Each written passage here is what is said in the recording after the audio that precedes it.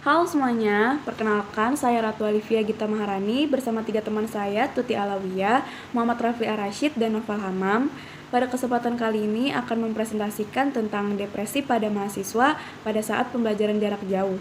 Pada saat ini, dunia sedang dikejutkan dengan mewabahnya suatu penyakit jenis baru yang disebabkan oleh virus corona atau COVID-19. COVID-19 adalah jenis penyakit yang baru ditemukan oleh manusia. COVID-19 mulai menyebar pada tanggal 31 Desember 2019 di kota Wuhan, Provinsi Hubei, Tiongkok. Penularan virus ini yang cenderung mudah menyebabkan virus ini telah menyebar ke seluruh dunia dengan cepat, termasuk ke Indonesia. Virus ini telah memasuki Indonesia sejak Maret 2020 lalu. Untuk mencegah penularan virus itu, pemerintah telah mengambil berbagai kebijakan seperti isolasi, social distancing, dan pembatasan sosial berskala besar atau PSBB. Kondisi ini pun mengharuskan masyarakat untuk tetap stay at home atau tetap berada di rumah, bekerja, beribadah, dan belajar di rumah. Kondisi ini mengharuskan lembaga pendidikan untuk melakukan sebuah inovasi dalam proses pendidikannya. Salah satu inovasi yang diambil oleh pemerintah adalah dengan mengadakan pembelajaran jarak jauh. Apa itu PJJ? PJJ adalah singkatan dari pendidikan jarak jauh atau pembelajaran jarak jauh. Menurut Peraturan Menteri Pendidikan Republik Indonesia tahun 2020 nomor 24, PJJ adalah pendidikan yang peserta didiknya terpisah oleh pendidik.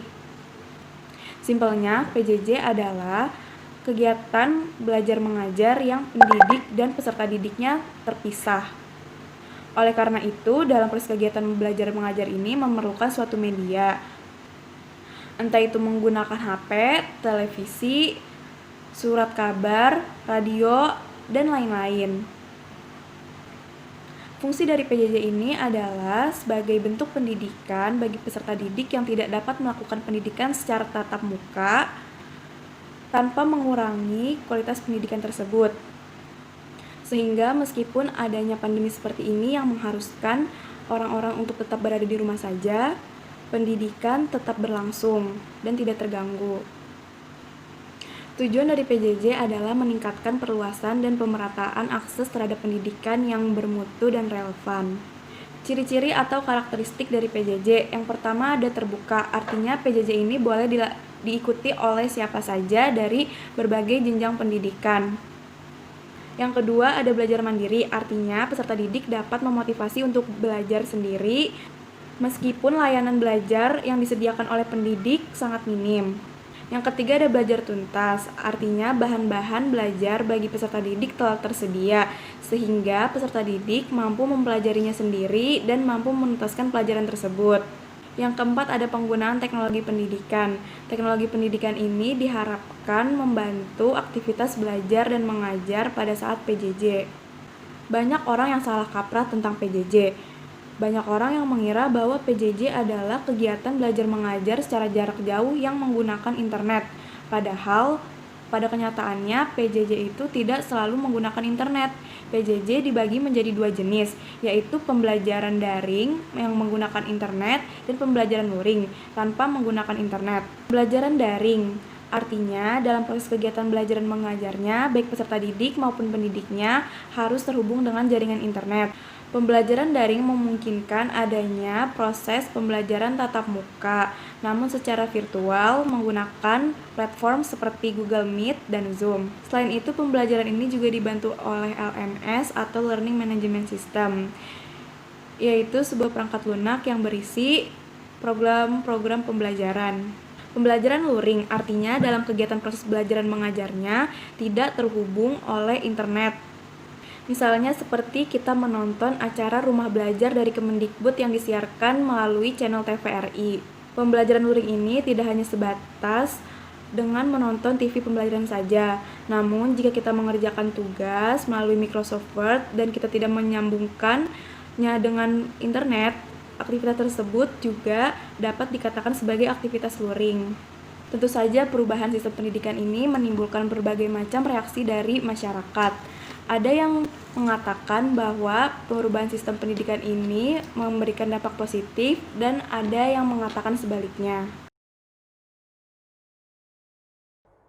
Dampak positif PJJ yang pertama adalah memicu percepatan transformasi pendidikan digital. Memang pemerintah telah berusaha melakukan transformasi pendidikan digital di Indonesia sejak beberapa tahun terakhir. Namun seperti yang kita ketahui, transformasi pendidikan digital ini tidak berjalan sesuai harapan karena beberapa kendala yang ada. Namun, sejak datangnya pandemi COVID-19 ini, setiap institusi pendidikan di Indonesia diharuskan dan dipaksa untuk lebih memahami teknologi. Tentunya hal ini akan mempercepat transformasi pendidikan digital di Indonesia. Yang kedua ini ada banyak munculnya aplikasi belajar online. Aplikasi belajar online ini muncul akibat adanya transformasi pendidikan digital tadi. Nah, aplikasi belajar online ini biasanya digunakan para siswa untuk belajar mandiri di rumah. Karena mereka mungkin kesusahan belajar lewat buku atau belajar sendirian, mereka membutuhkan aplikasi belajar online yang ada. Selain aplikasi belajar online, biasanya di setiap perguruan tinggi itu ada yang namanya Learning Management System. Learning Management System atau LMS ini biasa digunakan para dosen dan para mahasiswa itu untuk merekap data absensi atau mengumpulkan tugas atau misalnya menjadi tempat pengumpulan ujian dan lain-lain. Yang ketiga dari dampak positif PJJ adalah munculnya kursus atau les online. Nah, kursus online ini biasanya tuh lewat Zoom atau lewat Gmeet dan bisa juga dilakukan via WA. Memang bukan cara yang paling efektif, namun di saat pandemi seperti ini, tentu ini adalah cara terbaik yang bisa kita lakukan. Yang keempat adalah munculnya kreativitas tanpa batas. Misalnya seperti yang dilakukan mahasiswa Universitas Gadjah Mada. Dia berhasil mengatasi kelangkaan masker dengan cara membuat masker yang bisa dicuci. Contoh lainnya misalnya kita bisa melihat banyak mahasiswa yang melakukan sosialisasi tentang protokol kesehatan atau misalnya melakukan sosialisasi tentang betapa pentingnya untuk menjaga jarak, social distancing, dan lain-lain. Yang kelima adalah menurut saya yang paling penting, yaitu kolaborasi orang tua dan guru. Jadi, jika pada saat pembelajaran tatap muka orang tua biasanya tidak mengerti atau bahkan tidak tahu apa saja yang dipelajari sang anak di sekolah, maka pada saat pembelajaran jarak jauh ini dibutuhkan kontribusi yang lebih dari orang tua tentang pembelajaran sang anak. Orang tua menurut saya harus bisa menjadi tempat bertanyanya sang anak. Jika orang tua tidak bisa menjadi tempat bertanyanya sang anak, maka tentu saja ada kesalahan di sana. Karena menurut saya dalam pembelajaran jarak jauh ini peran orang tua sangat dibutuhkan. Yang keenam dan yang terakhir adalah penerapan ilmu di tengah keluarga. Pada saat pembelajaran online dilakukan, ini bisa menjadi kesempatan untuk menerapkan apa yang telah dipelajarin kepada keluarga, baik berupa diskusi kecil maupun mengajarkan apa yang telah dipelajari di sekolah. Memang hal ini terdengar sepele, namun ini sangat penting bagi peserta didik untuk mengaplikasikan ilmu yang telah dipelajarin kepada keluarga. Di samping pembelajaran jarak jauh atau PJJ memberikan dampak yang positif, nyatanya PJJ sampai saat ini masih dinilai kurang efektif karena bagi tenaga pengajar, pembelajaran ini hanya efektif untuk penugasan, sedangkan untuk peserta didik memahami materi secara daring dinilai sulit. Oleh karena itu, PJJ menjadi masalah baru terhadap timbulnya dampak negatif. Adapun dampak negatif yang ditimbulkan PJJ pada mahasiswa, yang pertama, ketidakjujuran mahasiswa dalam pembelajaran jarak jauh. PJJ menyebabkan mahasiswa berkesempatan untuk melakukan ketidakjujuran.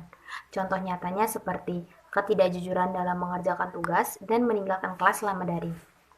dengan alasan ketidakstabilan jaringan atau berbagai alasan lainnya. Yang kedua, ketidaksiapan bagi dosen ataupun mahasiswa dengan perubahan sistem pembelajaran dari offline ke online. Masih banyak dosen maupun mahasiswa yang belum siap akan perubahan sistem pembelajaran online ini. Hal ini menyebabkan pembelajaran yang dilakukan hanya pemberian tugas tanpa adanya pemberian materi melalui Zoom Meeting ataupun Google Meet. Yang ketiga, pemicu timbulnya rasa bosan mahasiswa. PJJ menimbulkan rasa kebosanan. Hal itu dapat terjadi karena mahasiswa hanya bercengkrama melalui handphone dan laptop tanpa bertemu langsung dengan teman-temannya. Yang keempat, permasalahan jaringan atau sarana dan prasarana yang digunakan. Jaringan menjadi salah satu komponen yang penting selama PJJ ini. Contohnya saja, jaringan seringkali sulit terjangkau di daerah atau desa. Selain itu, sampai saat ini pemberian kuota gratis dari pemerintah juga belum terdistribusikan secara merata. Yang kelima atau yang terakhir yaitu memicu timbulnya gejala depresi mahasiswa. Gejala depresi timbul karena banyaknya beban tugas kuliah yang diberikan, terhambatnya penugasan skripsi akibat terbatasnya referensi dan penelitian, dan kurangnya interaksi mahasiswa dengan mahasiswa lainnya. Depresi akibat dari PJJ. Secara umum, depresi adalah gangguan suasana hati atau yang biasa kita kenal dengan sebutan mood yang ditandai dengan perasaan jenuh, khawatir, dan tertekan. Setiap orang pastilah pernah merasa cemburu atau kadang tertekan karena hal tertentu. Hal tersebut bisa dikatakan wajar apabila masalah tersebut tidak berlangsung dalam jangka waktu yang cukup lama. Namun, apabila dibiarkan dalam waktu yang cukup lama, stres dan depresi dapat membebani pikiran dan dapat mengganggu sistem kekebalan tubuh kita loh. Belakangan ini, hubungan antara perasaan negatif dan terjadinya serangan penyakit telah berkali-kali dibuktikan. Dalam studi penelitian di Amerika misalnya, 28 dari 32 orang pasien telah mengalami stres sebelum terkena penyakit. Stres mental atau depresi ini menyebabkan sistem kekebalan tubuh mereka menjadi tidak normal dan mudah terserang penyakit. Nah, salah satu penyebab depresi yang kami tekankan dalam presentasi kali ini adalah depresi yang diakibatkan oleh pembelajaran jarak jauh. Mungkin masih banyak orang yang tidak menyangka bahwa pembelajaran jarak jauh yang diterapkan sampai saat ini menjadi salah satu pemicu depresi di kalangan pelajar ataupun mahasiswa. Berikut kami berikan penjelasannya. Yang pertama adalah pemberian tugas yang banyak dan beruntun. Seperti yang kita ketahui, setiap mata pelajaran rata-rata selalu memiliki tugas. Tidak hanya mahasiswa, bahkan dari jenjang SD pun tugas yang diberikan kepada siswa dirasakan memberatkan bagi mereka loh. Bahkan, sampai-sampai mengganggu aktivitas orang tua mereka yang harus membantu siswa tersebut menyelesaikan tugas itu. Yang kedua adalah kesulitan akses internet yang stabil. Tidak dapat dipungkiri juga bahwa kondisi fasilitas internet di negara kita belum merata. Bahkan, kondisi jaringannya sendiri pun tidak stabil. Tentu hal ini akan menghambat proses belajar mengajar bagi para siswa ataupun mahasiswa, seperti kesulitan mengikuti kelas online ataupun kesulitan mengumpulkan tugas. Yang ketiga adalah lingkungan sekitar yang kurang mendukung. Hal ini bisa dilihat seperti saat rumah kita di pinggir jalan, atau gangguan dari orang sekitar, atau lingkungan yang sering mati listrik, dan lain-lain. Dari beberapa contoh tersebut, dapat kita simpulkan bahwa pembelajaran jarak jauh sangat berpengaruh bagi kondisi mental mahasiswa. Hal-hal tersebutlah yang sering memicu perasaan campur aduk, seperti marah, sedih, ataupun kecewa. Perasaan-perasaan tersebutlah yang akan memicu stres dalam diri kita. Namun, perlu kita ketahui juga, ternyata kondisi ini tidak hanya berpengaruh kepada siswa saja. Kondisi ini juga akan berpengaruh kepada orang tua siswa, terutama siswa jenjang SD yang kemampuan penggunaan teknologi sudah pasti terbatas. Orang tua mereka akan terpaksa ikut ambil pusing untuk menghadapi sekolah online mereka. Nah, perlu kita ketahui juga, perasaan depresi yang terus berlanjut dan tak kunjung mendapat penanganan ini akan dapat menyebabkan beberapa masalah, seperti terjadinya penurunan produktivitas kerja, gangguan hubungan sosial, hingga dalam kondisi depresi mendalam dapat mendorong seseorang untuk menyakiti diri sendiri, bahkan sampai bunuh diri. Berikut tadi adalah beberapa hal yang kita tidak inginkan untuk terjadi. Nah, terdapat beberapa upaya untuk mengatasi dan mencegah depresi itu sendiri. Yang pertama adalah, kita bisa membicarakan hal-hal yang dikeluhkan dengan seseorang yang kita rasa dekat, seperti keluarga, saudara, ataupun sahabat kita sendiri. Yang kedua adalah, berpikir positif. Menjaga pikiran untuk tetap selalu positif dapat membantu kita untuk menenangkan diri dan pikiran, sehingga kita akan selalu produktif. Yang ketiga adalah, jangan memaksakan pekerjaan atau kegiatan yang tidak sesuai dengan minat dan bakat kita. Seperti yang kita ketahui juga, segala sesuatu yang dipaksakan tidak baik. Yang keempat adalah, meningkatkan ibadah dan mendekatkan diri kepada Tuhan. Yang kelima, berlibur untuk menjagakan pikiran. Inilah hal yang paling penting. Usahakan kita mengambil waktu tersendiri untuk berlibur, karena berlibur dikenal dengan cara yang paling efektif untuk menghilangkan stres. Yang keenam, Jaga kesehatan dan kebugaran fisik. Tentunya di sela-sela kesibukan kita dengan kegiatan belajar, kita perlu menjaga kesehatan dan kebugaran tubuh kita. Hal ini bisa dilakukan dengan cara yang sederhana, seperti jogging, yoga, bersepeda, berenang, ataupun yang lain-lain. Yang terakhir adalah, jika depresi sudah mencapai tahap akut, bisa dibantu obat-obatan atau konsultasi pada psikolog. Sekian dari kami, terima kasih.